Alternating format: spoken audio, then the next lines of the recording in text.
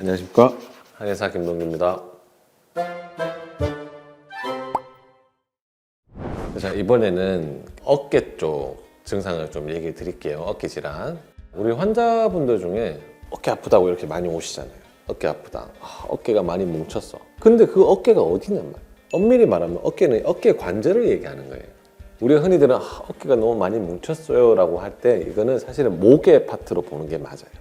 제가 말씀드린 거는 어깨 관절인데, 어깨가 아팠을 때 제일 첫 번째 먼저 체크하셔야 되는 게 팔의 가동 범위를 먼저 체크를 해보셨으면 좋겠어요. 팔이 아무리 아픈 50견 환자들도 90도까지는 어느 정도 와요. 근데 여기에서부터 더 안 올라간다든지 여기서부터 통증이 나타나든지 이거를 외전 테스트를 합니다.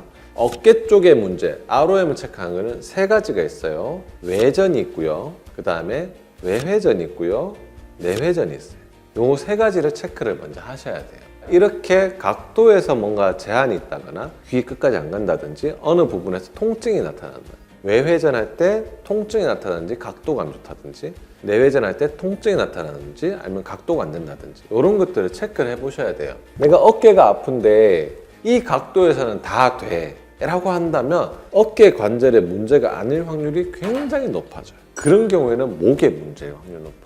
고개를 돌려보거나 앞뒤로 해보거나 어떤 각도일 때 통증이 나타나는지를 체크를 해보셔야 돼요. 그렇게 됐을 때 내가 목을 돌렸을 때 통증이 나타나네? 그러면 치료 포인트가 목이다, 이렇게 생각하시면 됩니다. 오늘 얘기 드릴 거는 어깨 쪽 포인트를 먼저 잡아 드릴게요. 그 어깨 관절의 문제, 우리가 제일 많이 들어본 게 오십견이에요. 엄밀히 말하면 회전근개의 문제다. 회전근개는 뭐냐면 우리 몸의 관절 중에서 가장 자유로운 관절이 어깨라고 보시면 돼요. 가장 자유로운 관절이다 보니까 아주 다양한 방향에서 아주 여러 개의 작은 근육들, 인대들이 잡고 있어요. 그 중에서 4개의 특징적인 근육이 회전근개, 회전에 사용하는 근육의 모음을 보고 회전근개라고 하고요.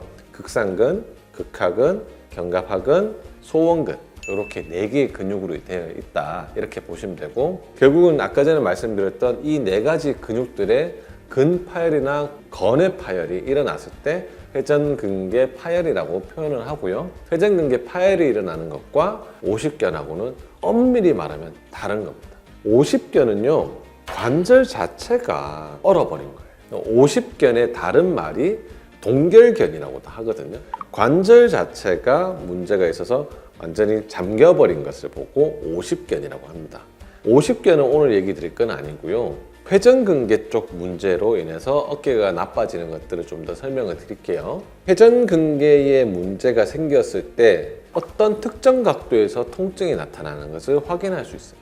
이런 회전근개에 문제가 생기면 제가 제일 먼저 하라는 거는 딱 2가지. 팔을 떼지 마세요. 팔꿈치를 옆구리에 해서 떼지 마세요. 팔을 움직이는 동작에서 회전근개에 무리가 간단 말이에요. 대표적으로 뭐냐면 환자분들이 어깨가 아프면 다들 이러고 오세요. 내가 운동을 했는데 뭐 풀어도 안 풀리고, 그래서 할 때마다 더 아프고, 아픈 짓을 하고 온 거야. 제발 이것 좀 하지 마. 어깨가 아프면 팔만 잘 붙여놓으세요. 팔만 잘 붙여놓으면 한두 달이면 치료 안 해도 나아요. 좀 더 적극적으로 치료하면 금방금방 좋아지는 거 느껴지실 거예요. 제발 운동 이렇게 좀 하지 마시고 잘 붙여놓으세요. 그 다음에 중요한 게 뭐냐면 옆으로 주무시지 마세요. 옆으로 자게 되면 어찌 보면 가장 약한 관절 중에 하나인 견관절이 정말 많은 영향을 받아요. 그래서 많이 짓눌리거든요. 그러면 1차적으로 나타나는 거는 점액낭염이라고 하는 염증이 먼저 생겨요. 어깨의 관절의 이제 움직임을 부드럽게 해주기 위한 점액낭들이 있는데 계속 누르고 있으니까 거기 염증까지 생겨버리죠. 그 다음에 계속적인 밸런스 문제로 인해서 회전근개 쪽에 문제가 생기고, 회전근개가 문제가 생기니까 견관절이 제대로 안 움직이게 되겠죠. 그래서 2가지. 팔 떼지 말고 붙여놓기, 그 다음에 옆으로 자지 않기. 이 2가지가 제일 중요합니다. 팔을 계속 붙여놓으라고 했는데 그래도 원장님 뭘 하면 내가 좀 더 빨리 나을 수 있는 방법이 없을까요? 라고 있다면, 특히 오십견 환자분들한테는 제일 권하는 것 중에 한 가지가 뭐냐면 손을 깍지를 끼시고 양쪽 팔꿈치를 모아주세요. 그리고 많이 안 올라가도 돼요. 조금만 올라가도 돼요. 자, 이거를 어떤 걸 하냐면 어깨를 안정을 시켜 놓은 상태에서 견갑골을 움직이는 연습을 하라는 거예요. 실질적으로 팔을 돌리라는 게 아니라 날개뼈가 같이 돌아가는 느낌을 가지도록 운동을 하시라는 거죠. 그래서 팔을 깍지를 끼고 이렇게 해서 어떻게든 올리는 게 중요한 게 아니라 팔꿈치를 붙인 상태에서 견관절을 안정시켜 놓은 상태에서 날개뼈가 움직이는 것을 확인을 하고 아래 위로 움직여다. 이 운동을 많이 하시면 돼요. 내가 어떻게든 많이 올라가겠다고 이렇게 올리는 게 중요하지 않아요.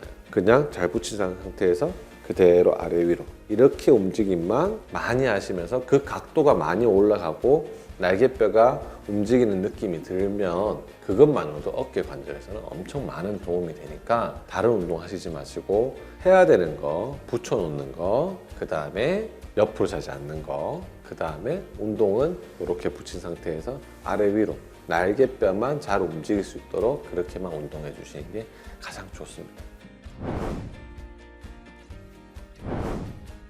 수술은 무조건 하면 안 돼요. 실질적으로 어깨 같은 경우에는 보존적 요법을 많이 씁니다. 어깨 인대 자체가 완전히 딱 끊어지는 경우가 아니고 부분적인 파열이 거의 대부분이거든요. 부분적인 파열이면 야구 선수라면 하라고 해요. 근데 일반적인 생활을 하는 데 있어서는 약간 부분적인 파열 자체가 큰 문제가 되지는 않아요. 근데 문제가 되는 건 뭐냐면 통증 때문에 그렇거든요. 본인들이 통증 때문에 못 견디기 때문에 수술적인 요법을 사용을 하는데 그렇게 해봤자 본인이 또 잘못 쓰고 있거나 또 이거 하고 있으면 또 옆으로 자고 있으면 통증 무조건 따라와요. 수술이 다는 아니에요. 수술요법이 필요한 경우에는 수술하셔도 됩니다만 그보다 더 중요한 거는 그거를 보존하고 관리하는 요법이 훨씬 더 중요하다 이렇게 생각하셔야 되고 현대인들이 너무 바빠서 당장의 통증 소실에만 너무 연연하는 경우들이 좀 더 있어요. 그래서 주사요법이라든지 진통제를 먹고 버틴다든지 이렇게 하는데 결국은 병을 점점 키워나가는 거기 때문에 일단은 제가 아까 말씀드렸던 팔을 붙여놓고 옆으로 자지 않는다라는 그런 것들을 이제 대전제를 먼저 깔고 있으면서 적극적인 치료를 통해서 통증을 조절해 나갈 수 있도록 해주시는 게 가장 현명한 방법이라고 생각을 합니다.